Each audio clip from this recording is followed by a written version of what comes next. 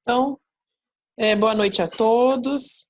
Hoje nós teremos uma palestra onde nós falaremos a respeito de perícias e atestados médicos virtuais, onde nós temos a presença da doutora Fabiola Rodrigues Lopes, do doutor João Batista Optis Neto e da doutora Janaína Helena Scheffin. Acertei? Steffin. E nós distribuiremos hoje a palestra com a doutora Fabiola realizando uma introdução, falando a respeito do direito do trabalho e sobre a apresentação dos atestados normais e os que estão já indicando o coronavírus para as empresas. E aí depois eu vou passar a palavra para o doutor João.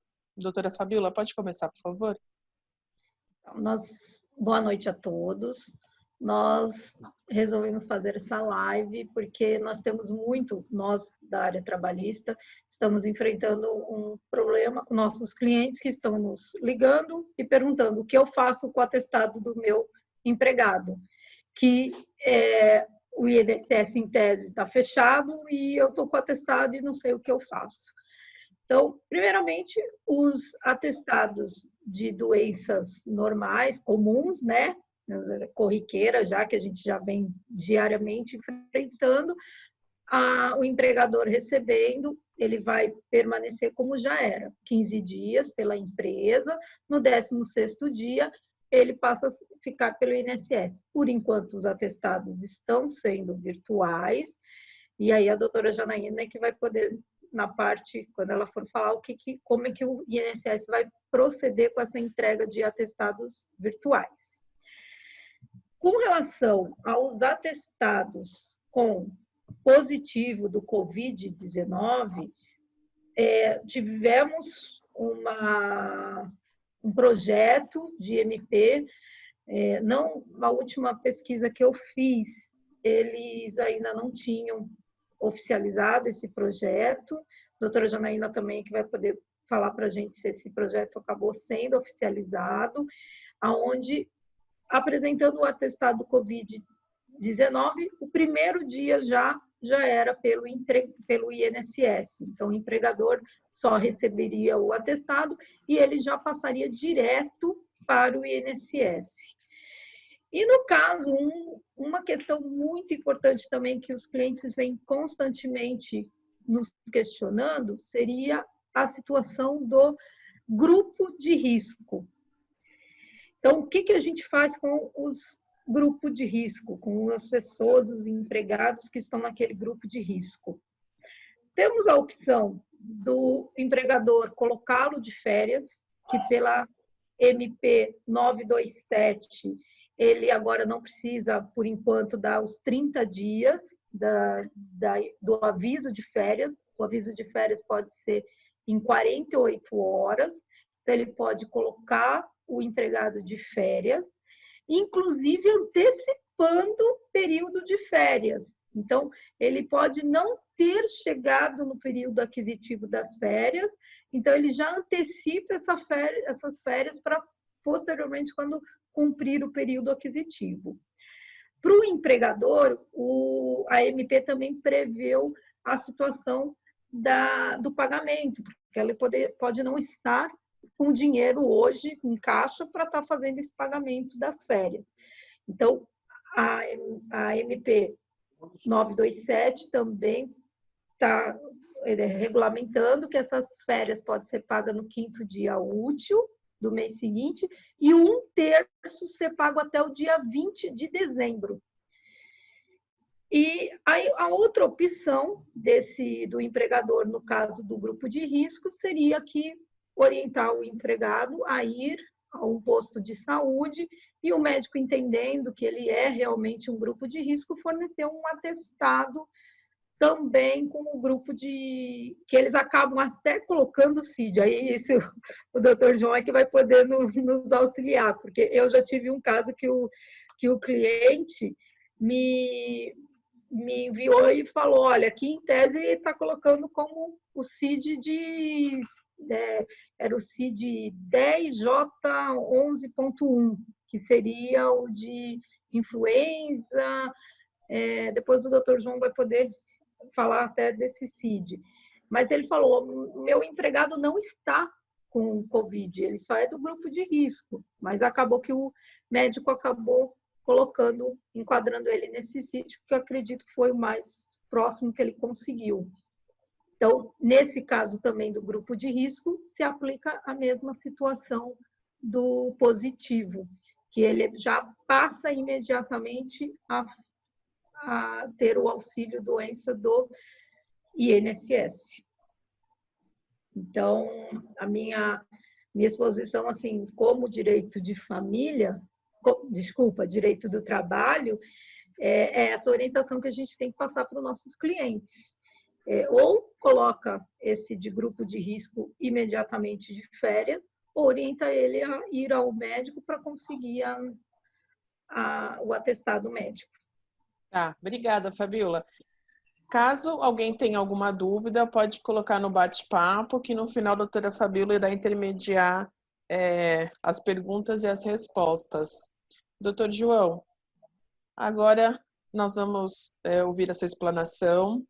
E tem algumas coisas que o doutor vai falar a respeito de diferenças, né? CID, doença, incapacidade, a parte do médico do trabalho, o médico da empresa, o médico particular, tem diferença, qual o papel de cada um nisso tudo, análise dos documentos, a responsabilidade médica, e como que você tem, como a sua visão hoje de perito em cima de tudo isso que está acontecendo, e se você acha, vou pegar o gancho para falar sobre as perícias indiretas, né? Que já foi veiculado essa possibilidade. Então, eu gostaria que o doutor explanasse sobre esses assuntos. Bom, vamos começar então falando sobre a questão do atestado. O atestado ele é um documento público, né?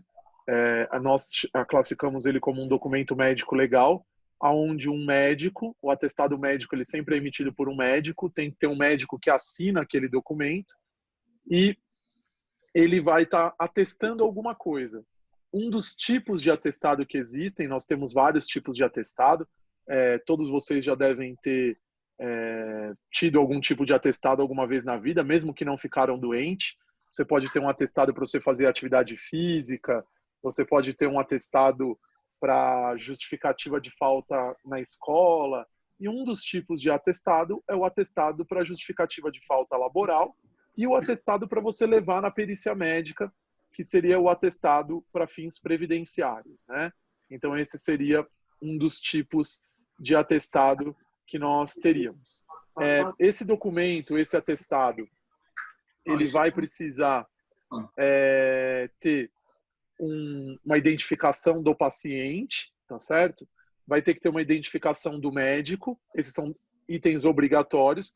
Quando ele é para afastamento do trabalho, ele precisa ter o tempo concedido de dispensa da atividade laboral, um tempo sugerido por aquele médico para que a pessoa se afaste do trabalho, e a assinatura do médico tem que ser legível, pode ter carimbo ou não. Se não tiver carimbo, o médico tem que colocar o nome dele e o número do CRM, e o código da doença, né?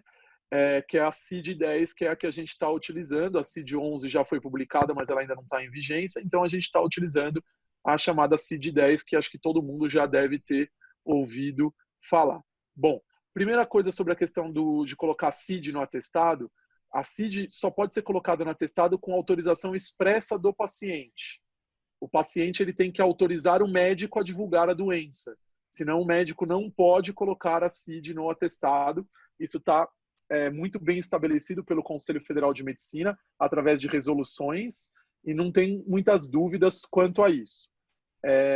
Tanto é que alguns atestados vêm até com um itemzinho lá para o médico, para o paciente, autorizar, assinar que ele autoriza a divulgação daquela doença.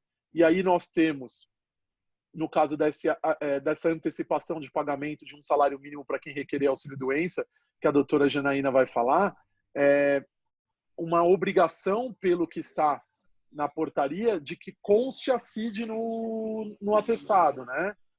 seria um requisito para que fosse antecipado esse pagamento. E aí você vai ter uma discussão muito grande sobre isso por causa justamente dessa questão do sigilo, né? Porque não é o que tudo indica, não vão ser os peritos que vão analisar essa solicitação, é o pessoal administrativo do INSS, e aí você está juntando ali aquele documento, aí tem uma discussão muito grande que entra igual no PPP, né? Para vocês terem uma ideia, por exemplo, o PPP como um documento público, tem uma parte do PPP que fala lá que são os dados médicos, né? Se a pessoa fez exames periódicos, se ele tem apto, inapto, se deu alteração no exame. E o Conselho Federal de Medicina ele já se manifestou dizendo que não pode ser exigido ali o resultado dos exames justamente por haver uma violação ao sigilo do trabalhador. E aí você tem a portaria exigindo que conste a doença. Então essa é uma discussão que vai ter que ser travada, mas o que está na portaria é isso como um dos pré-requisitos para antecipação desse salário mínimo. Mas, de qualquer forma, o atestado seria esse documento que seria emitido pelo médico, e o médico só pode emitir esse documento se ele fizer um ato médico que justifique aquele documento. Então, para eu dar um atestado para alguém, eu tenho que ter examinado aquele indivíduo. Estou falando antes da pandemia, tá? Eu teria que, obrigatoriamente, esse indivíduo ter passado numa consulta presencial, porque a telemedicina no Brasil ela não é regulamentada ainda, até este momento, antes da pandemia. Nós não havia uma autorização, o Conselho Federal de Medicina até soltou uma resolução ano passado e teve que voltar atrás por causa da repercussão negativa que teve disso com os médicos, tá? E aí, então, antes da pandemia, nós tínhamos essa situação. Após a pandemia, nós tivemos uma autorização do Ministério da Saúde para a realização de consultas à distância. Qual que é a ideia? O paciente não precisar se deslocar até o local da consulta, evitando aglomerações, por exemplo, para ele pegar uma receita, porque ele está com dor de cabeça, porque ele quer passar no médico. Então, houve uma portaria do Ministério da Saúde autorizando a realização das consultas à distância e estabelecendo que os médicos poderiam, inclusive, fazer os atestados à distância, tá? Agora, no estado de calamidade que nós nos encontramos. O Conselho Federal de Medicina, para vocês saberem, ele tinha soltado uma resolução um pouco antes dessa portaria do Ministério da Saúde, dizendo que os médicos só poderiam fazer teleorientação. Ele não autorizava ainda que os médicos pudessem emitir documentos com base em teleatendimento. Depois da portaria do Ministério da Saúde, o Conselho voltou atrás e soltou uma outra resolução autorizando os médicos. Então, hoje, nós temos uma autorização tanto do Ministério da Saúde quanto por parte do Conselho Federal de Medicina para que os médicos façam esse atendimento telepresencial. O que é esse atendimento telepresencial? Eu poderia fazer a consulta por qualquer meio eletrônico. A única coisa que eu não vou ter é a realização de um exame físico. Não tem como fazer exame físico, ainda não inventaram como fazer isso por uma câmera, né? Então eu poderia utilizar, como a gente está usando aqui, o Zoom, que chama esse aplicativo, né? Poderia utilizar o Skype, poderia utilizar um FaceTime, poderia utilizar o meio que fosse para eu conversar com o paciente. Eu teria que fazer um prontuário desse atendimento, colocando as queixas do paciente, o que ele me relatou, as informações que ele me deu, eu registro tudo isso num prontuário, eu vou formular hipóteses diagnósticas e vou tomar a minha conduta. E aí eu poderia gerar esse atestado virtual, vamos chamar assim, um atestado eletrônico. Na portaria do Ministério da Saúde, ele fala em 3 tipos de possibilidade de atestado. Um seria com assinatura digital do médico, utilizando um certificado digital. Outro seria por um meio onde eu posteriormente conseguisse identificar quem emitiu este documento. E uma terceira forma seria um meio pelo qual um terceiro aceitasse. Tá? Na prática, poucos médicos têm esse certificado digital para fazer essa emissão com certificado digital. Por que eu estou dizendo isso? Porque ainda não deu tempo de desenvolver esses programas. Nós estamos falando de uma autorização muito recente. Isso não era uma realidade da maioria dos médicos até um mês atrás. Isso aconteceu agora. Então, nós não temos ainda meios eletrônicos de software para fazer isso. Então, o que os médicos estão fazendo na maior parte dos casos? Muitas vezes ele faz um atestado manual e ele ou escaneia ou ele tira uma foto e manda para o paciente. Essa que é a verdade. É isso que a maioria dos médicos está fazendo, tá? E aí ele registraria, então, esse atendimento nesse prontuário. Existe um termo que muitos médicos estão fazendo, que seria como se fosse um termo de consentimento, aonde o paciente ele está ciente de que há uma limitação nesse atendimento telepresencial, mas ele concorda com esse tipo de atendimento para que ele não tenha que se deslocar até um centro médico. E é claro que o médico tem que ter um bom senso, se for alguma coisa mais grave, ele tem que solicitar que esse paciente procure atendimento presencial, né? Então essa seria as principais regras. Aí falando um pouquinho sobre a questão do atestado e essa diferença entre o médico do trabalho, o médico assistente e o perito do INSS, qual que é a diferença, pessoal?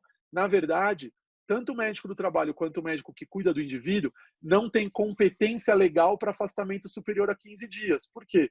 Porque a legislação diz que o médico ele pode sugerir quanto tempo ele quiser de afastamento, mas a partir do 16º dia, quem define o tempo de afastamento é a Previdência Social, através de uma perícia feita por peritos médicos federais, que é o nome correto agora.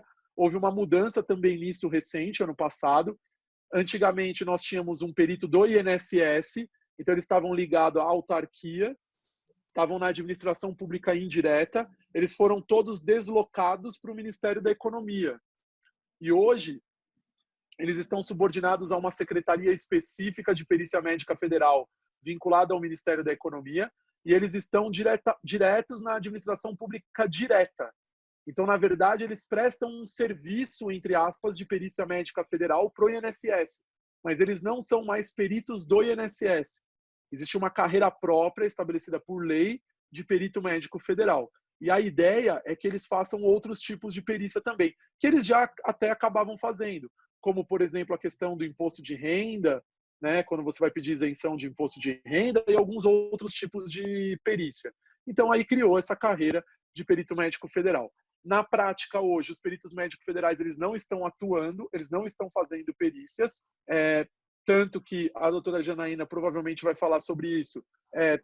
Essas perícias, as informações que nós temos é de que quem vai avaliar esse atestado que vai ser colocado lá no meu INSS pelo segurado não são os peritos federais, vai ser o pessoal do corpo administrativo do INSS que vai fazer essa análise para ver o preenchimento daqueles requisitos para concessão dessa antecipação de benefício. Pelo menos são essas as informações que nós temos. Então, aí qual que é a questão da empresa? O médico do trabalho, ele geralmente recebe esse atestado e, entre aspas, ele valida, né? A maioria dos médicos do trabalho costumam não diminuir o tempo de afastamento que o médico assistencial deu, a menos que ele veja algum indício de irregularidade. Então, ele pega um atestado que está rasurado, que, de repente, ele suspeita que é falso, aí ele vai solicitar informações para o médico assistente para ver se aquilo condiz. Mas, em regra geral, o médico do trabalho, ele acaba recebendo esse atestado e aí ele vai fazer, se for maior que 15 dias, o encaminhamento desse indivíduo para o INSS, ou passa aquele período e o indivíduo volta a trabalhar, se for menos de 15 dias, porque aí quem vai pagar o salário, o tempo de afastamento seria a empresa. Nós temos uma lei no Brasil que estabelece uma hierarquia entre esses atestados, que é a Lei 605 de 1949. A Lei 605 ela fala que a avaliação que mais vale nessa hierarquia, eu até tenho um capítulo sobre isso no meu livro falando dessa hierarquia de atestados. O primeiro seria o perito médico federal, o perito do INSS. Na época a gente não tinha INSS, ele fala lá dos institutos de previdência, né? Lá o IAP, não sei da vida. Aí você tem lá, então, o instituto, o médico do instituto, que hoje seria o equivalente ao perito médico federal, o médico do trabalho e o médico assistente. Então, o médico do trabalho, isso já foi validado, inclusive, pelo Conselho Federal de Medicina, ele também poderia, vamos dizer assim, dar menos tempo de concessão do que o médico assistente. Como eu disse, em regra geral, isso não é feito, porque quando o médico do trabalho da empresa ele dá menos tempo de afastamento, só se ele vê algum tipo de irregularidade. Mas se não, se ele dá menos tempo de afastamento e aquele indivíduo tem algum agravamento por ele ter voltado precocemente ao trabalho, é claro que ele está puxando a responsabilidade daquilo para a empresa. E às vezes até uma doença que não é ocupacional passa a ser uma doença ocupacional por uma própria atuação do médico no trabalho, né? Por um agravamento da doença em razão disso. Então, nós temos essas situações, essa hierarquia dos atestados, e agora, na pandemia, não está sendo realizada a perícia pela Previdência Social. Então, por isso que eles criaram essa história de antecipar um salário mínimo para depois ser avaliado.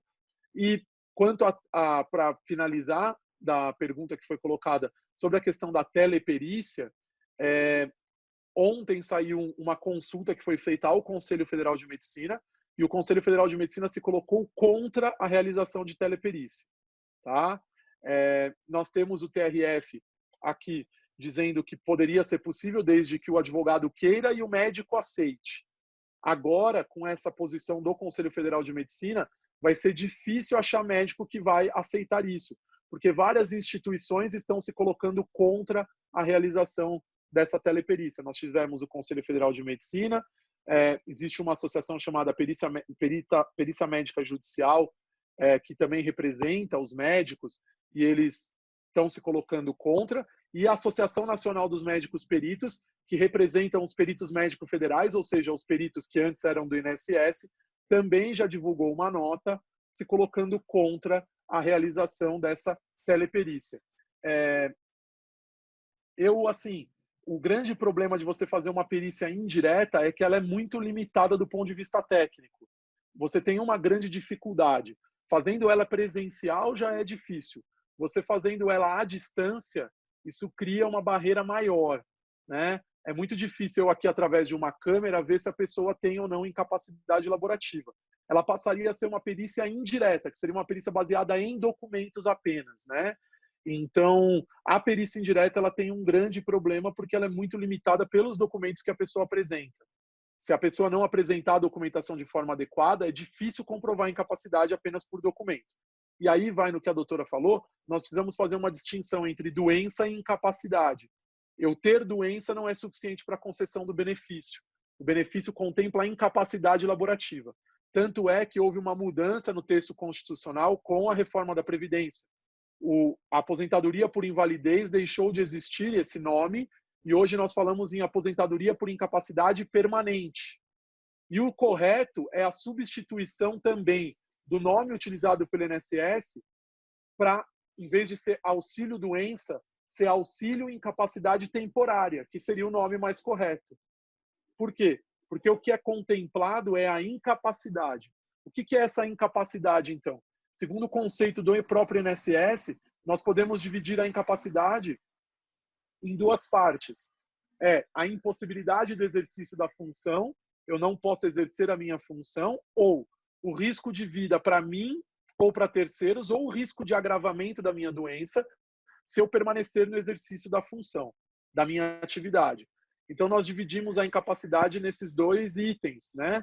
Isso está tudo lá na Resolução 637 de 2018 do INSS, que instituiu o Manual de Perícia Médica da Previdência Social. E aí a gente tem essa definição de incapacidade.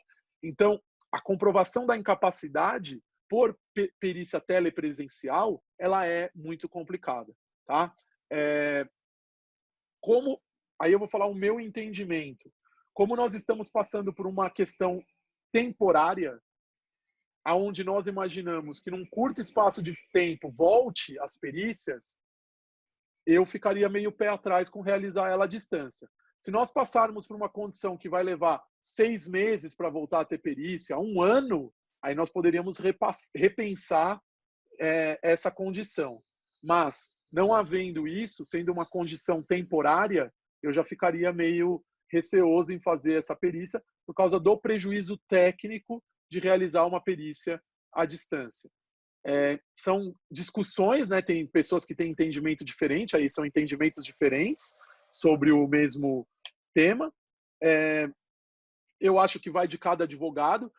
Para mim, na verdade, o que eu acho que seria o adequado é o seguinte: se o indivíduo já apresentou uma documentação robusta no processo, aí estou falando na esfera judicial, já apresentou uma documentação robusta, você já tem a documento lá, o advogado pedindo uma tutela, o magistrado deveria conceder a tutela até fazer a perícia, se ele não tem como fazer a perícia imediatamente, e antecipar e deixar pagando o benefício se há o preenchimento daqueles requisitos para você conceder uma tutela. Aí, alguns casos, nesse caso não tem documentação tal, aí ficaria para fazer a perícia. Mas isso é uma discussão. Eu acho que nesse caso você teria um menor prejuízo em relação a esse período do Covid, onde não estão sendo realizadas perícias presenciais. O que o INSS fez é mais ou menos isso. Claro que limitado a um salário mínimo por no máximo 90 dias. Mas ele fez isso. Ele falou, se você preencher esses requisitos, eu vou te antecipar o pagamento. Tá? Então, talvez o judiciário deveria adotar uma estratégia parecida com essa. Tá? Aí é uma opinião pessoal minha, aí a minha análise sobre toda essa situação. Mas, de maneira geral, seria isso. Esses atestados vão ter que ser aceitos pelas empresas, porque nós temos o Ministério da Saúde autorizando a realização, as empresas têm que recepcionar e vão ter que fazer aquela avaliação. Só para vocês terem uma ideia, por exemplo, em relação à medicina ocupacional, nós prestamos consultoria para empresas na parte ocupacional, foi suspensa todas as exigências administrativas em relação às normas regulamentadoras e foi autorizado e foi determinado que vai ser realizado apenas o exame demissional se o indivíduo não tiver feito os outros exames ocupacionais, se ele não tiver feito nenhum dos exames ocupacionais nos últimos 180 dias, nos últimos 6 meses. Então, se ele não fez nenhum exame ocupacional nos últimos 6 meses, ele tem que fazer o demissional. Agora, durante a pandemia, né, que eu estou falando isso. Se ele fez o exame nos últimos 180 dias da data da demissão, eu posso aproveitar aquele exame e não preciso realizar o demissional. E ele deixou uma brecha lá, que é o seguinte, que é o que nós estamos fazendo. O médico do trabalho ele tem que avaliar caso a caso para ver se a não realização do exame coloca em risco a vida do trabalhador. Aí, neste caso, mesmo durante a pandemia, o médico estaria autorizado a realizar o exame. Por exemplo, eu tenho um trabalhador que ele vai exercer atividade em altura. É uma atividade de risco muito grande. Eu preciso avaliar a saúde dele. Eu não posso falar assim, olha, fica trabalhando e lá na frente eu te avalio. Não. Aí, neste caso, eu estaria autorizado a fazer uma avaliação presencial. Tá? Então, foi isso que foi decretado através da medida provisória, né? E foi suspenso. E aí, como que vai funcionar isso quando acabar a pandemia, que, se Deus quiser, vai acabar logo? As empresas vão ter 60 dias após o término para realizar esses exames que ficaram suspensos e 90 dias para fazer os treinamentos que não foram realizados nesse período. Então, essa foi o que a medida provisória trouxe em relação à parte de exames ocupacionais, em relação aos médicos que atuam nas empresas. E aí a gente vai avaliando caso a caso, a gente tem feito isso, a empresa manda, fala, preciso fazer tal exame, aí a gente avalia para ver se tem risco ocupacional, se não tem. O que a gente sempre vê, né, pessoal, é uma coisa que nunca pode ser revogada, é o bom senso. Eu tenho que avaliar risco-benefício. Se eu tenho um risco muito grande, eu tenho que, de repente, correr o risco de deslocar esse trabalhador para fazer o exame. Agora, se eu vou fazer uma atividade administrativa, eu posso postergar esse exame para depois, porque não vale a pena ele correr o risco de pegar transporte público e de fazer esse deslocamento durante essa pandemia, se todo mundo está orientando que ele fique na casa dele, que ele permaneça na residência dele. Então, aí a gente avalia caso a caso e vai definindo. Mas, em regra geral, seria isso. Os médicos vão ter que aceitar, os médicos vão fazer os atestados virtuais, desculpe, e as empresas vão ter que acabar aceitando isso. Se o atestado for superior a 15 dias, vai fazer o encaminhamento desse trabalhador para o INSS. Acho que, de maneira geral, seria isso.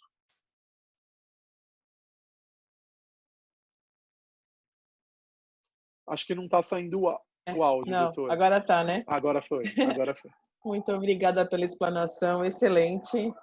E, doutora Janaína, vamos lá agora?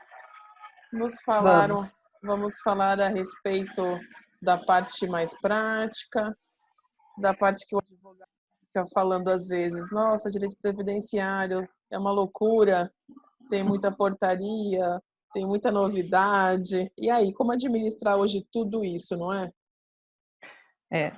Tá, a gente está aqui no meio de um monte de papel.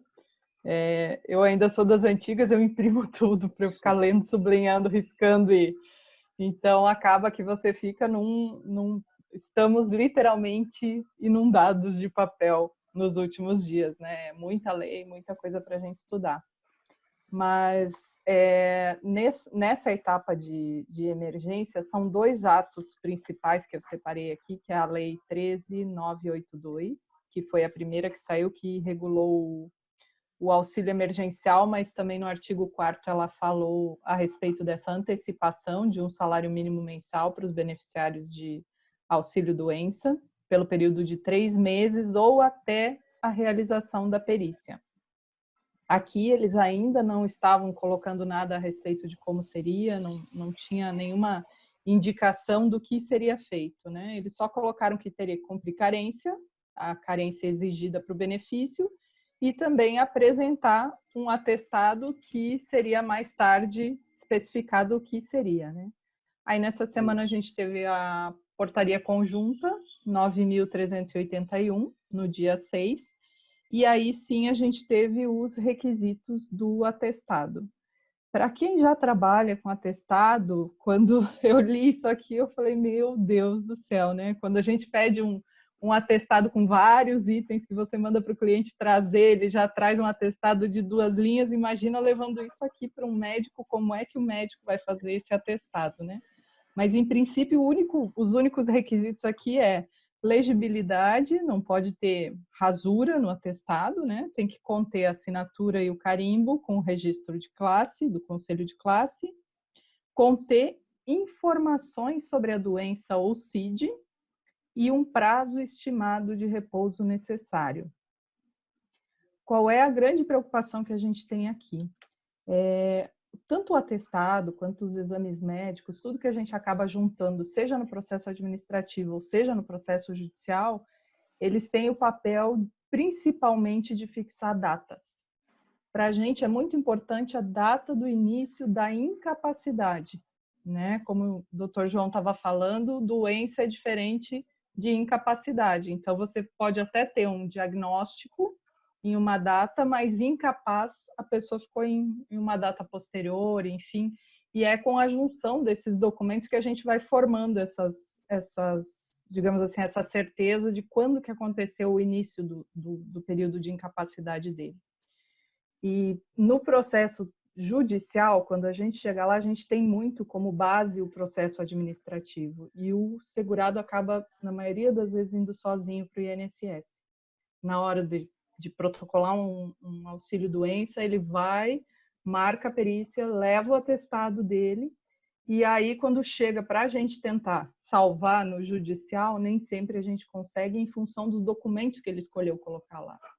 Né? Quando um advogado pega os documentos, ele pode até analisar, olha, não é interessante para mim esse exame, eu vou deixar esse aqui de fora, eu vou colocar só esse aqui.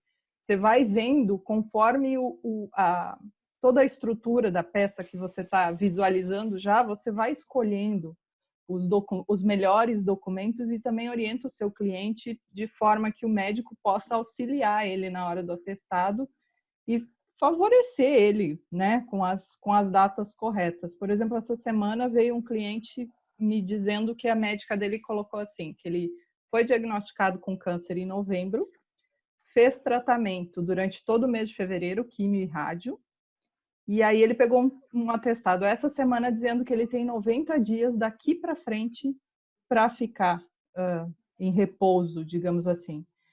Só que não fundamentou, só colocou isso. Diagnóstico dia tal, fez tratamento de tanto a tanto, e aí com um documento desse, dependendo de quem é o próximo médico que vai analisar, até já ouvi o Dr. João falando algumas vezes, né? Às vezes até com o receituário que você pega, você percebe que a pessoa não está incapaz agora, ou que a pessoa não fez o tratamento da forma correta.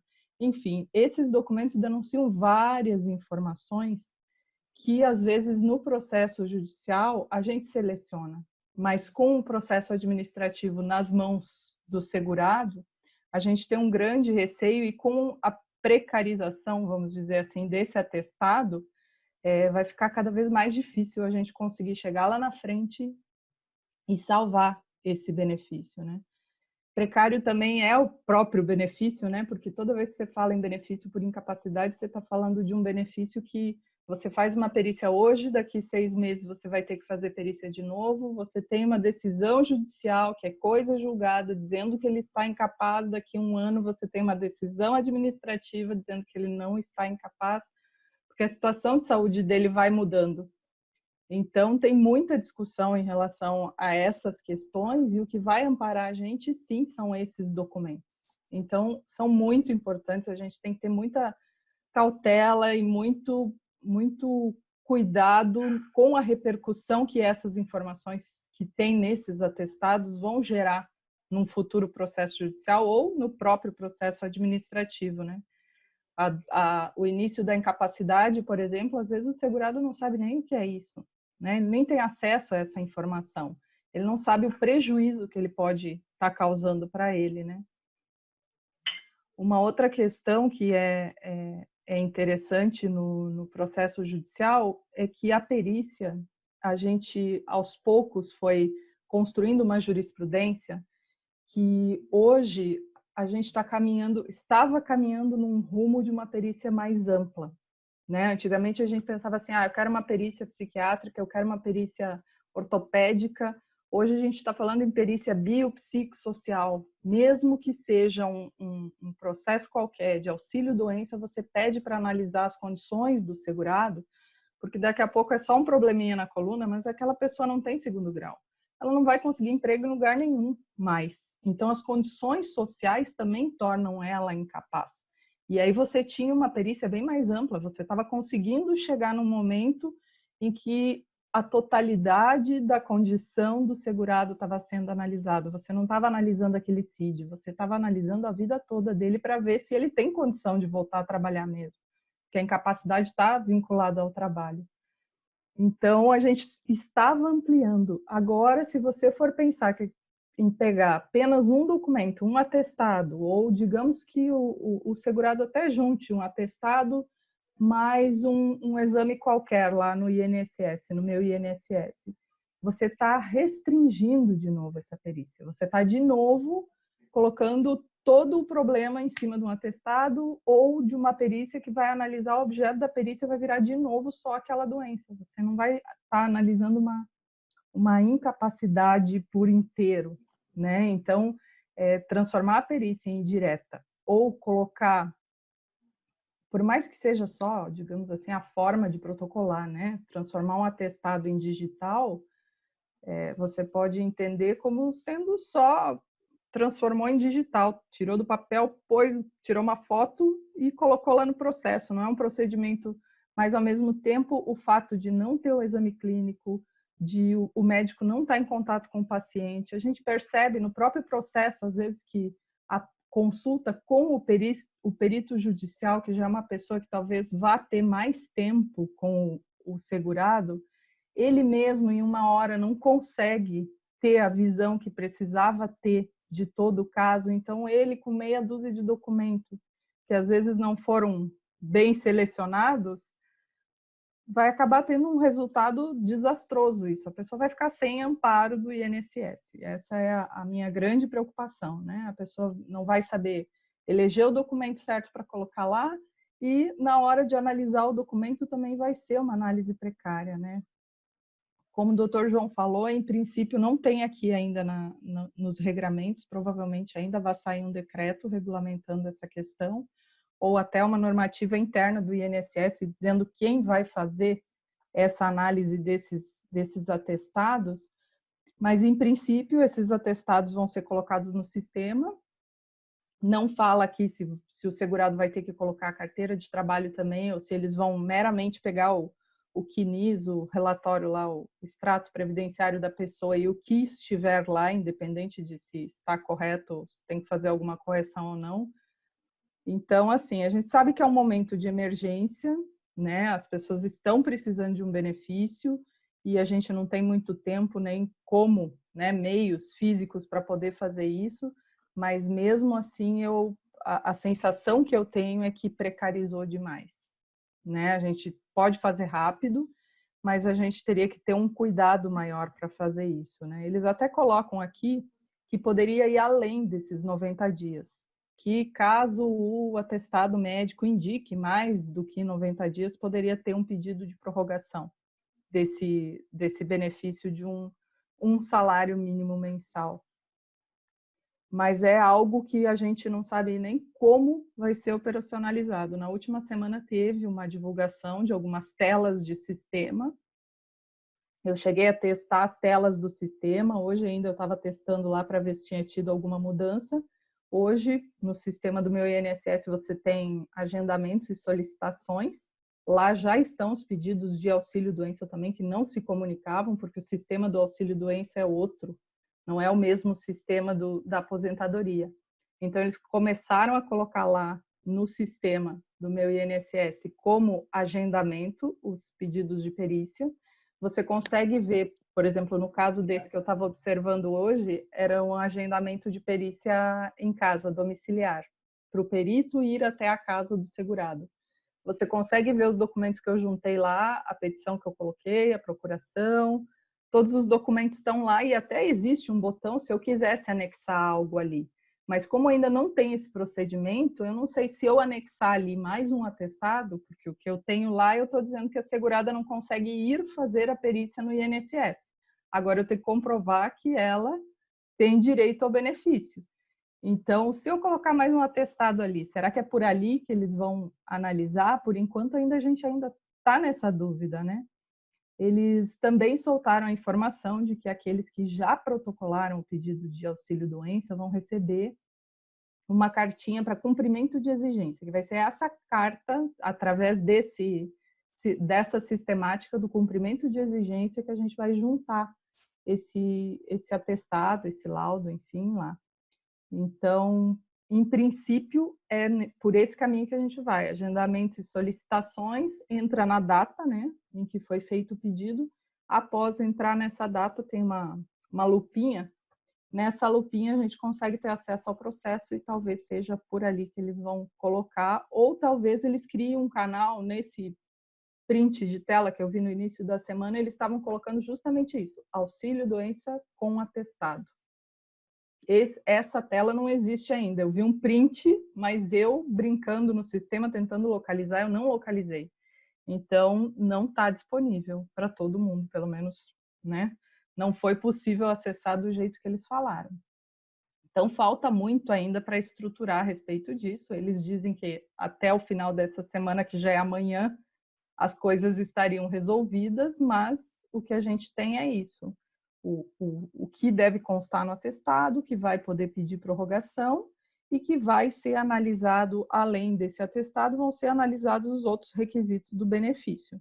Mas não tem aqui qual será o procedimento interno deles lá, quem é que vai analisar, se vai ser o perito médico, porque, como o doutor João falou, é um serviço, vamos dizer assim, externo do INSS, a perícia médica, então eles têm que, né, enviar para outro tipo de sistema esse atestado para ser analisado.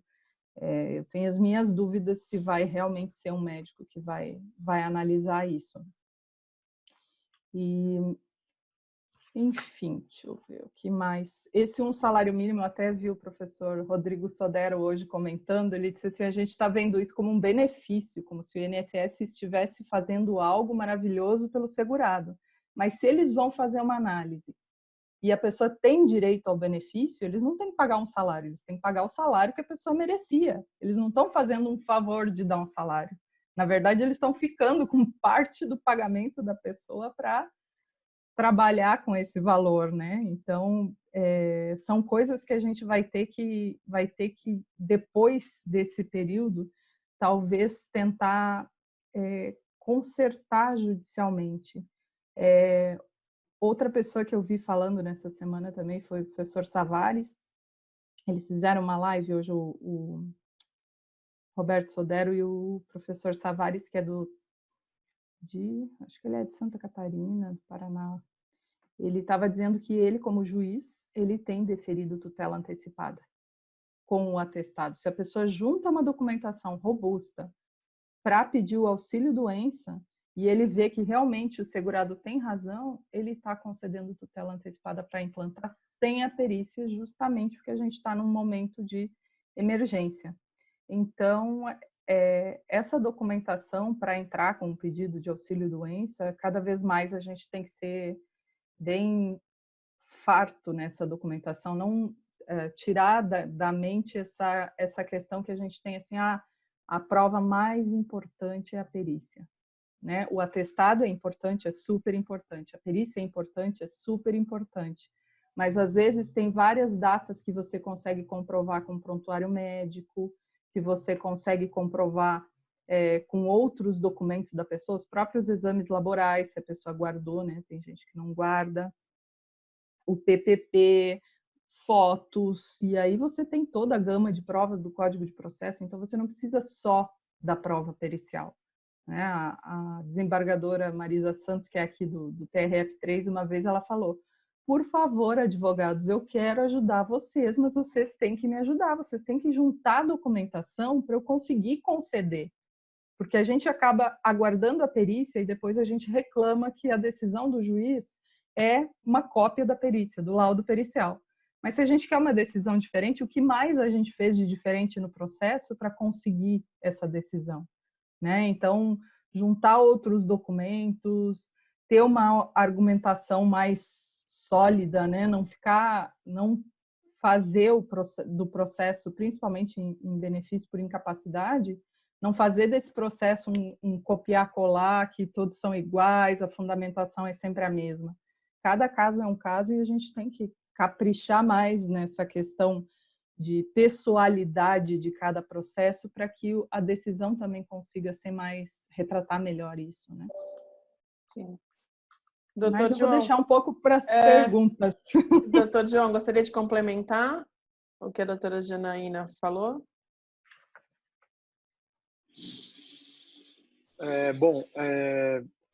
Sobre essa questão da concessão da tutela, eu acho que essa era a saída mais lógica a ser feita, em vez de querer fazer a perícia telepresencial, havendo evidências robustas suficientes nos autos por outros meios de prova de que o indivíduo faz jus ao benefício, você já concederia o benefício e não teria, depois aí faria uma perícia judicial para verificar, mas aquele período estaria garantido para o autor. Acho que seria a medida mais adequada a ser adotada pelo Poder Judiciário mesmo. Sobre a questão de quem vai analisar a documentação, as informações que eu tenho são realmente essas, que não vão ser os peritos previdenciários que vão fazer isso, tá? Provavelmente vai ser o pessoal administrativo mesmo do INSS, porque eles não vão fazer uma análise, essa que é uma questão interessante, eles não vão fazer uma análise de mérito, vamos dizer assim. O que eles estão dizendo, e aí o contato que eu tenho com alguns peritos médicos federais e que estão vamos dizer assim, na cúpula dessa perícia, é que preenchido aqueles requisitos, já vai ser concedido um salário mínimo. Posteriormente, eles vão verificar, aí realizando uma perícia, as outras questões.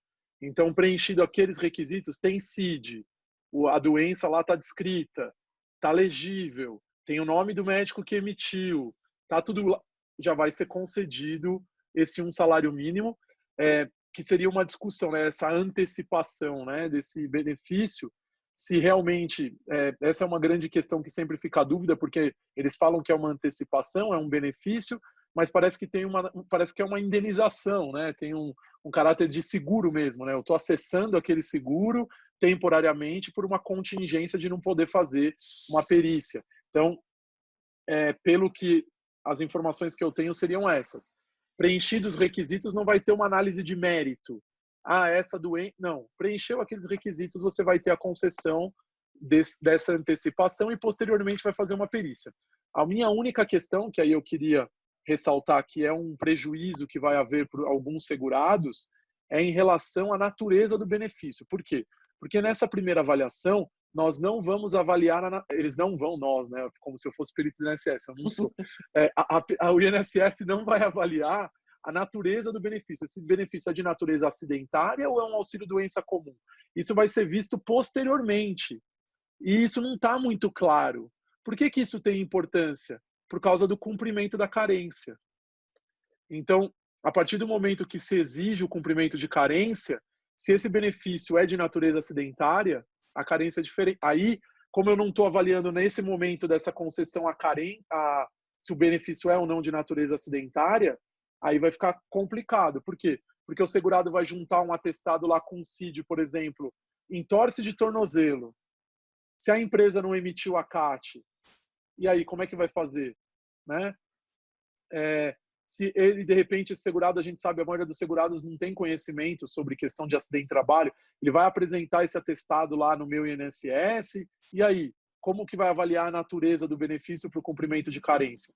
Essa é uma questão. E fora aquelas doenças graves também. Aí a gente vai ter que ver como que eles vão avaliar isso, aí a doença vai ter que estar bem descrita, porque também tem algumas doenças que você não tem carência, por serem doenças consideradas como graves, nós temos uma lista de doenças que não se tem carência. Então, essa é uma grande questão que, como é uma coisa muito recente, eles estão demorando para regulamentar. Por quê? Porque na portaria fala que a Secretaria de Perícia Médica Federal irá emitir, junto com o INSS, vamos dizer assim, como se fosse uma instrução normativa, né? Alguma coisa interna do INSS, regulamentando como que isso vai ser processado. Só que nós não temos ainda isso, né? Isso foi publicado no dia 7, no Diário Oficial da União. Hoje é dia 9, né? Amanhã é 9 hoje, né? Estou meio perdido. Esse negócio de quarentena deixa a gente meio perdido. Hoje é dia 9, aí amanhã é feriado. Semana que vem tem cidade que é feriado, não é todo lugar, mas tem. Daqui a pouco tem um outro e assim vai. O tempo vai passando, daqui a pouco acabou a pandemia, todo mundo voltou e não regulamentou ainda. Então, essa demora é um grande problema. Eu acho que isso vai acarretar num prejuízo na concessão dessa antecipação de benefício de um salário mínimo. Doutora Fabiola, vou passar para você para as perguntas.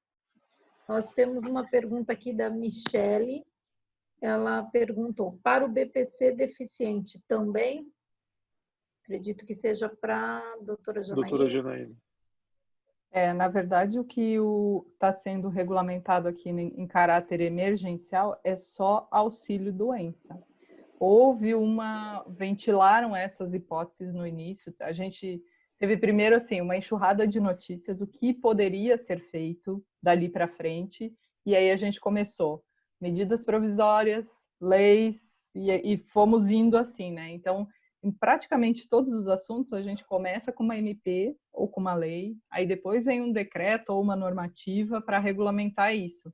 Então, esse trâmite tem sido muito devagar, mas o que a gente sabe? No início foi falado da questão do BPC, e eles também querem que esse BPC, isso até é anterior, eu acho que a epidemia tinha já na reforma, se eu não me engano, depois da reforma foi ventilada essa questão de poder ser feita a perícia ou ser colocado o atestado virtualmente lá para ser concedido o BPC de deficiente. Mas isso aqui, dentro dessa legislação de emergência aqui, eles não regulamentaram nada ainda. Doutora Janaína, aquela questão do quando for do Covid-19, você sabe dizer se realmente eles já estão aplicando essa questão de o primeiro dia já ser responsabilidade do INSS? Você sabe informar se essa lei... Eu troquei ideia com uma colega parceira trabalhista também esses dias, e hoje eu não cheguei a olhar essa matéria, como é que está hoje isso, né? Mas eu troquei ideia com ela porque a gente estava falando justamente daquela normativa que define o que é isolamento, o que é quarentena, teve uma MP e depois teve a normativa dizendo isso. E aí eu comentei com ela assim, eu falei, tá, então quer dizer, porque para mim, da forma como eu li ali, né, falava assim, que isolamento era até 15 dias, se eu não me engano, e quarentena é aos 40 dias. E aí, quando falava que ia ser abonada a falta, né, que ia ser considerada, que não ia ser considerada falta justificada, que vocês falam, né, no trabalhista? Isso. Eu falei para ela, então quer dizer que a quarentena inteira vai colocar como falta justificada? Ela disse, não, de jeito nenhum. E aí que ela comentou, falou assim, não, tá, eu tô sabendo aqui que o INSS vai assumir tudo. Eu falei, coitado do segurado. Porque, imagina, a falta justificada e, enfim, as providências trabalhistas, a gente vê que já andaram muito mais do que as previdenciárias, né? No previdenciário, a gente até tem o auxílio emergencial, o benefício emergencial para quem está com contrato de trabalho, mas a parte de perícia mesmo no INSS não andou. Então, se é que as empresas não pagaram esses primeiros 15 dias, porque a maioria já passou desses 15 dias, né? Já está passando pelos 15 dias. Se não for efetuado o pagamento, provavelmente isso vai cair num limbo lá na frente de novo, né? Quem é que tinha que pagar os 15 dias? E as empresas estão segurando também, né? A gente vê que a situação financeira está pesando bastante, né? Sim. Tem mais alguma, Fabiola? Não. Não? Aqui também não. Tá. Então, eu vou encerrar. Agradeço a presença de todos. Segunda-feira, aproveitando, a gente vai ter uma palestra falando sobre mediação e conciliação como forma de solução de conflitos no seu trabalho. É um tema polêmico. O TST está querendo fazer essa recomendação em épocas de pandemia, então nós vamos falar sobre esse assunto. Obrigada, doutor João, sempre um prazer recebê-lo, mesmo virtualmente. Doutora Janaína, um prazer, muito obrigada. Obrigada. Também muito obrigada a todos. Eu que agradeço, mais uma vez está aqui o convite e estou à disposição. Sempre que vocês precisarem, pode contar comigo. Muito obrigada. Boa noite. Muito obrigada. Boa noite. Boa noite. Oi.